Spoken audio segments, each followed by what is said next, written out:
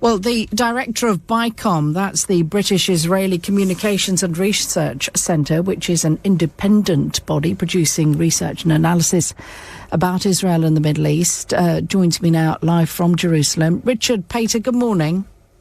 Good morning. Let me just fill you in on how the papers here, firstly, are covering this violence. The Sun, only the beginning. Blitzers toll hits 1,500, huge ground invasion due. The Times, Hamas, one hostage will die for every Gaza strike. The Guardian, Israel declares siege of Gaza as Hamas threatens captives. Give us a sense from where you are then. What is the latest on the Israeli offensive? Has it started yet on the ground? What can we expect to see unfold perhaps in the coming hours and days? So I think first and foremost, I mean, the country took maybe 48 hours to react now because of the first reaction just being pure shock at the scale of this attack, and there was plenty of initial criticism of the IDF here, both on intelligence failure, operational and tactical. But I think now that they've come through, and Israel, as you know, is a very sophisticated, high-tech army, and will be acting with cool heads. The first thing that they've been doing, obviously, is sweeping up and making sure there are no other terrorist elements left within the civilian communities of the south. The second objective, which I think they're completing now, is that there were over 80 breaches of the security fence around the Gaza Strip, and they have not been sealed physically, but they've positioned tanks and UAVs in the sky to observe and to make sure they're sealed, and they've carried out an intensive bombing campaign against Hamas military targets. That's where we're holding. The question is how much can be done from by aerial bombardment, and how much the necessity is now to go in with ground troops. But I think the ground troops will only go in if there are very clear, achievable military objectives, which is to really destroy the capacity of Hamas to ever do this again. Meantime, Hamas, the backdrop from them is they say they'll execute an Israeli hostage in response to any new Gaza Strip bombings by Israel that come without warning. Israel says if anyone held captive is harmed, it'll be a war crime that will not be forgiven. It's a clear escalation on both sides. The plight facing those hostages is horrific. What are the realistic hopes of Israeli forces finding them and freeing them? Well, I mean, people may be optimistic that that's possible. I'm not privy to that military intelligence to know whether that's even feasible. The working assumption is that the hostages have been spread out and hidden all over the Gaza Strip. They're probably serving also as human shields, protecting strategic sites. And I think it's going to be very difficult, but I think that's the plan now, to see if it's even possible to send in rescue missions. Or maybe they will have to rely on some form of negotiations. And in the past, when there have been these rounds of fighting between Hamas, Islamic Jihad, and Israel, the Egyptians have played a very important role in acting as a go-between.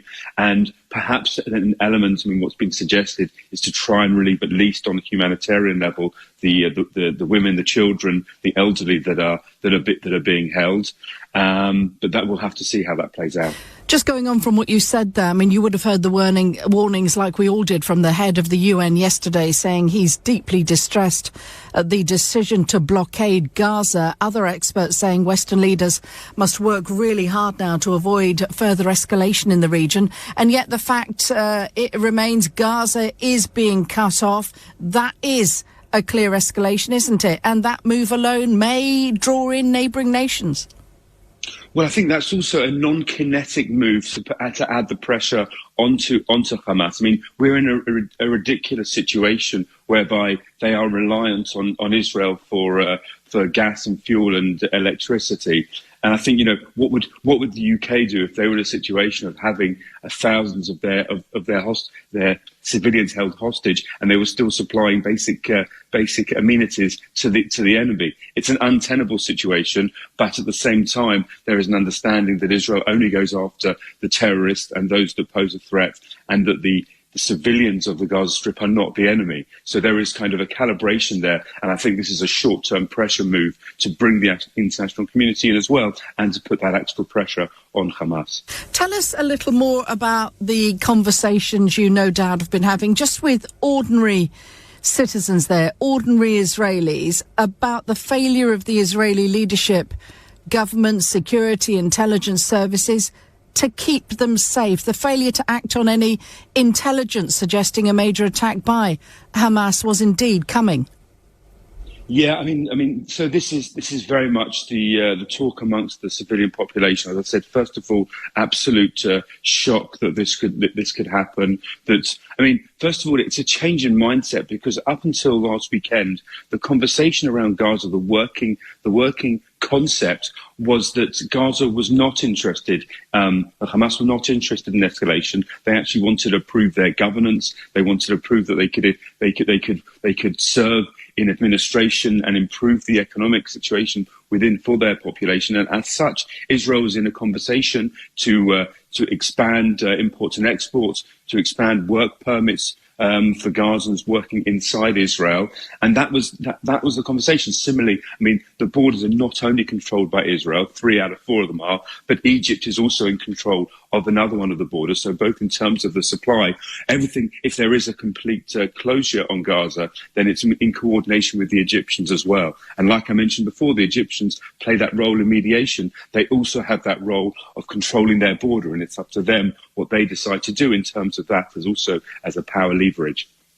If we may, Richard, let's just end our conversation with some audio. This is a Dr. Bassem Naim from Hamas, who says that they had no choice to attack because of some of the following reasons. We have around 70% of our population are young people who have no vision, no future, any better life in the future. Therefore, we are knocking the doors of this biggest open air prison to have a better life.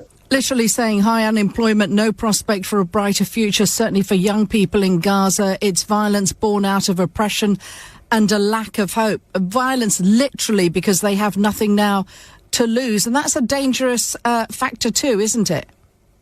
No doubt. But it didn't have to be this way.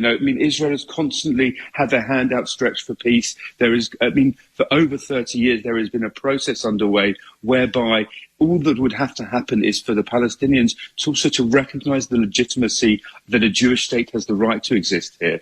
And once that legitimacy is recognised, Israel has no problem with living in peace with their neighbours and offering them the same levels of prosperity and opportunity that Israelis have as well. And that's kind of the sadness of all this, that there is an opportunity. Again, before last week, the big talk around here was about some normalisation deal with the Saudis, and ironically, having learned their mission of blocking the Abraham Accords, when Israel made a normalization with the Emirates and Morocco and Bahrain, then Palestinians here had a chance to gain something, that they were part of the conversation for once, and again to improve their lives as well, and to increase freedom of access and movement and opportunities for their young people. This is in Israel's interest as well. So carrying out this attack is just harms both sides and puts the prospects of peace further back, sadly.